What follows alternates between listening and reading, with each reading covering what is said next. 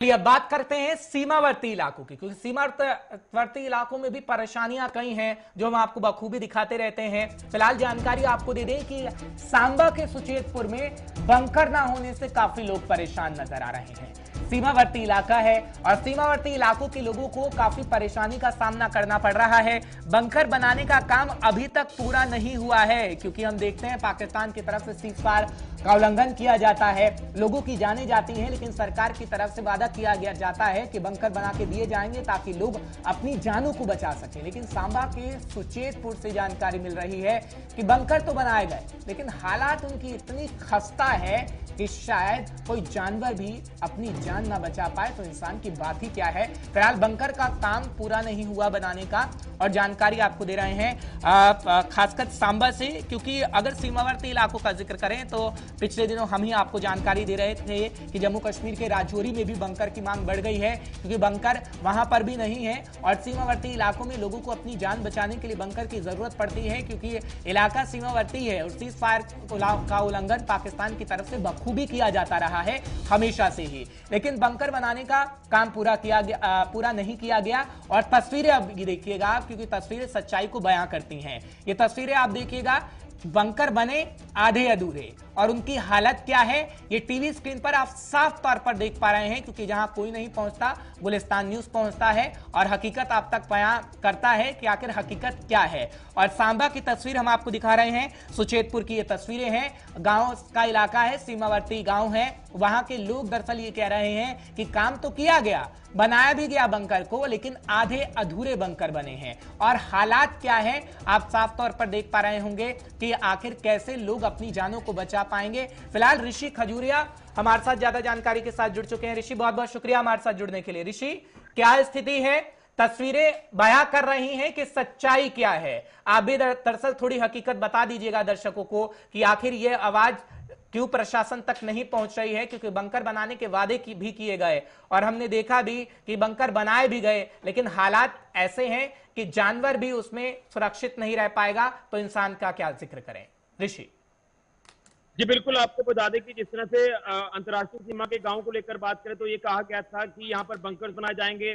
ये सुविधा केंद्र सरकार ने जो वो दी थी हर एक अंतर्राष्ट्रीय सीमा के इलाके के लिए, लेकिन कहीं ना कहीं आप ये भी कह सकते हैं कि बंकर बनाए गए हैं, लेकिन कई इलाकों में बंकर नहीं बने हैं, और यहाँ बने हैं वहां पर आधा अधूरा काम छोड़कर यहाँ से जो ठेकेदार लोग हैं वो चले गए हैं, और प्रशासनिक अधिकारियों ने भी कोई संज्ञान इसका नहीं लिया।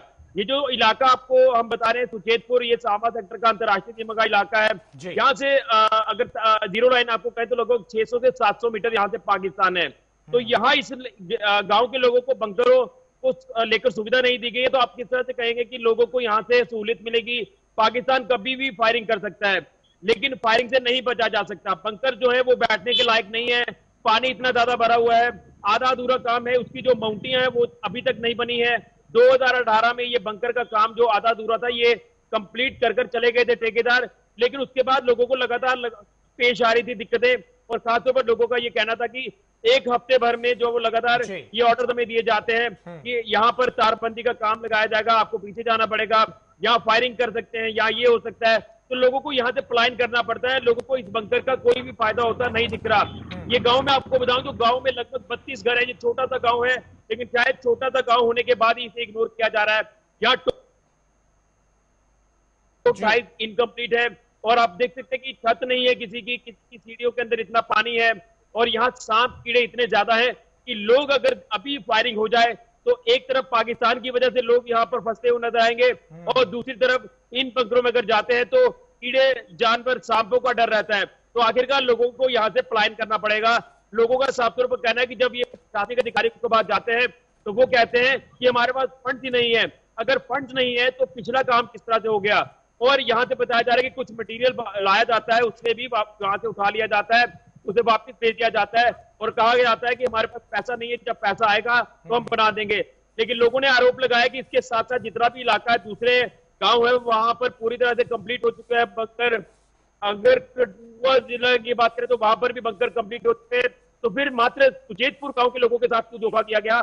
लोगों ने यह भी कहा कि यहाँ पर एमपीज कई बार चक्कर लगा चुके हैं, उनके जहन में कई बार बातें डाली गई हैं, लेकिन उसके बाद भी किसी तरह का संज्ञान अभी तक नहीं लिया जा रहा। यानी 18 में ये बंकर बने थे, आज 21 चल रहा है। दरअसल 3 साल में जो इनकम्प्लीट काम था उसे पूरा नहीं किया जरूर गया। है, लेकिन सच्चाई यही है। अगर बात हम प्रशासन की करें, क्योंकि अगर बात हम सदन की करें, क्योंकि दिल्ली के अंदर तक ये आवाजें उठती आई हैं कि सीमावर्ती इलाके के लोगों को बचाना है और पूरा रिपोर्ट ब्यौरा दिया जाता है कि बंकर बनाने का काम शुरू किया गया, लेकिन हकीकत ये है। क्या उपराज्यपाल साहब को ये तस्वीरें नजर नहीं आती? क्योंकि राजौरी का जिक्र हम पिछले दिनों कर रहे थे, लेकिन अब सांबा के अंदर भी यही तस्वीरें नजर आई हैं। हाँ, हालांकि सरकार की तरफ से काम भी किया जा रहा है, लेकिन उतना नहीं कि लोगों की जानें बच सकें। बिल्कुल आपने सही प्रश्न किया है। लोगों ने ये भी कहा कि जब वो अधिकारी को पास जाते हैं तो उन्हें आश्वासन दिए जाते हैं कि हम चलिए ऊपर एप्लीकेशन दे देते हैं, लेटर लिख के दे देते हैं कि जल्द काम शुरू किया जाए। यानी प्रशासनिक अधिकारियों की बात करें तो वो एलजी साहब की आंखों में अच्छा काम कर रहे हैं। एलजी साहब को ये लगता है कि हमारे अधिकारी काफी अच्छा काम कर रहे हैं, जो बंकरों की सुविधा दे रहे हैं। लेकिन मुझे लगता है कि आज ग्राउंड पर उतरने की जरूरत है। जो दफ्तरों में बैठकर बातें करते हैं उन्हें ग्राउंड पर आकर देखना चाहिए कि क्या कुछ हालत है, लोग किस तरह से किस हाल में जी रहे हैं। लोगों को यहाँ ये बंकरों की सुविधा दी गई है, इससे बेटर था लोगों ने कहा कि हमारी जो जमीनें ली गई बंकर बनाने के लिए, इससे बेटर था कि हम यहाँ पर खेत खलिहान अपने लगाते, यहाँ खेती बाड़ी करते और कुछ राशन की व्यवस्था वो अपनी कर पाते। ना ये जमीन अब किसी काम आ रही है, ना बंकरों का कोई यहाँ पर सुविधा अच्छे से मिल पाई, और दूसरी तरफ पाकिस्तान का डर रहता है कि कहीं ना कहीं लोगों को हम प्रहरी तो कहते हैं कि अंतर्राष्ट्रीय सीमा पर बीएसएफ जिस तरह से काम कर रही है, वो फ्रंट लाइन हमारे वॉरियर्स हैं जो देश की रक्षा कर रहे हैं, लेकिन दूसरी तरफ ये भी प्रहरी हैं। लेकिन मात्र इनको सिर्फ नाम प्रहरी दिया गया है, इनको सुविधाएं नहीं दी जा रही हैं। वहां पर बंकरों के साथ साथ सड़कों की इतनी बुरी हालत है, तो इनको ग्राउंड पर उतरना होगा। मैं एलजी साहब से यही गुहार लगाऊंगा कि कम से कम आए, अंतर्राष्ट्रीय सीमा के लोगों का दर्द जाने कि वो किस दर्द से अभी गुजर रहे हैं। चलिए, बहुत बहुत शुक्रिया ऋषि, तमाम जानकारी पहुंचाने के लिए, दर्शकों को अपडेट रखने के लिए। फिलहाल ये तस्वीरें आप एक बार फिर देख लीजिए ताकि ये तस्वीरें प्रशासन तक भी पहुंच पाए, क्योंकि लोगों ने ये तस्वीर दिखाने की कोशिश की। हमारे संवाददाता पहुंचे लोगों का दर्द जानने, सीमावर्ती इलाकों के लोगों का, क्योंकि फायरिंग लगातार पाकिस्तान की तरफ से की जाती है, लेकिन अपनी जान बचाई जाए तो कैसे? क्योंकि ये बंकर ऐसे बनाए गए हैं आधे अधूरे, अगर शायद पूरे बन जाते तो लोग अपनी जान बचा पाते।